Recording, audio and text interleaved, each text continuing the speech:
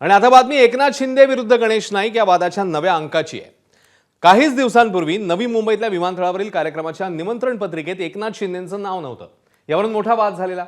मुख्यमंत्र्यांनी संबंधित अधिकाऱ्यांना नोटीसही पाठवली होती। आता पुन्हा एकदा वाशीतल्या रुग्णालय उद्घाटन कार्यक्रम पत्रिकेमध्ये किंबहुना पालकमंत्री एकनाथ शिंदेंचं नाव वगळण्यात आलं, त्यामुळे वाद पेटलाय। कार्यक्रम पत्रिकेतनं एकनाथ शिंदेंचं नाव वगळण्यात आल्यानं शिवसेनेकडनं पालिकेत जोरदार आंदोलन झालं। एकीकडे शिंदे विरुद्ध नाईक वाद सुरू असतानाच आमदार मंदा म्हात्रे यांनीही गणेश नाईकांविरोधात नाराजी व्यक्त केली आहे। शिंदे आणि माझा नेहमीच अपमान केला जातो असं म्हात्रे म्हणाल्यात, तर या मानापमानावरून गणेश नाईक यांनीही जोरदार प्रत्युत्तर दिले।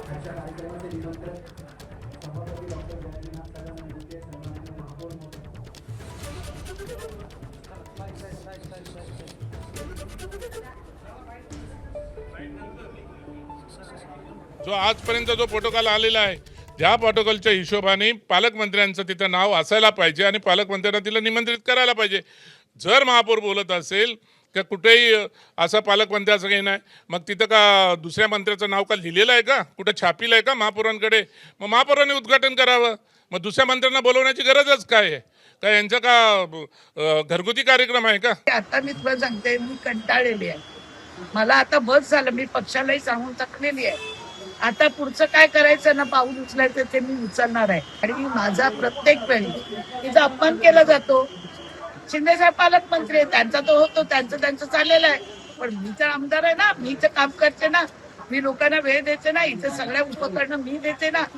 मग माझ्या शिबिरीत त्या दोन्ही मशीन पाठवून दिल्या, तिथलं उद्घाटन इथेच करणार आहे। म्हणून मी आता या कार्यक्रमावर बहिष्कार टाकून चालतो। इथे असलेल्या लोकांचं नाव घेतलं पत्रिकेमध्ये एक नाव आपलं पत्रिकेत, मला नाही माहिती पत्रिकेत काय नाव घेतलं। या ठिकाणी जे उपस्थित आहेत त्या प्रत्येकाचं मी नाव घेतलेलं आहे शेवटच्या टोकावर।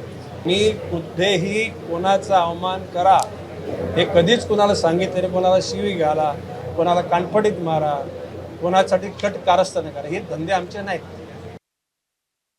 तर आता शिवसेना नेत्यांनी गणेश नाईकांवर यावरून जोरदार टीका केली आहे। आपण बघूया कोणत्या नेत्यांनी नेमकं काय म्हटलंय। कोते मनोवृत्ती आहे, आपल्यासमोर शाखा प्रमुख म्हणून काम करणारा कार्यकर्ता या राज्याचा मुख्यमंत्री होतो, उपमुख्यमंत्री होतो। काही लोकांना हे पटत नाही आहे। ही मानसिकता आहे, ती कोतेपणाची मानसिकता आहे। हम करो सो कायदा, दुसऱ्याची रेष पुसून स्वतःची रेष वाढवता येणार नाही। कोणाच्या मायका लालमध्ये ताकद नाही आहे शिंदे साहेबांचं नाव कमी करण्याचं। ही महानगरपालिका ही स्वतःची प्रॉपर्टी समजू नका। आम्ही जर रस्त्यावर उतरलो ना तर पळताभुई थोडी होईल तुमची।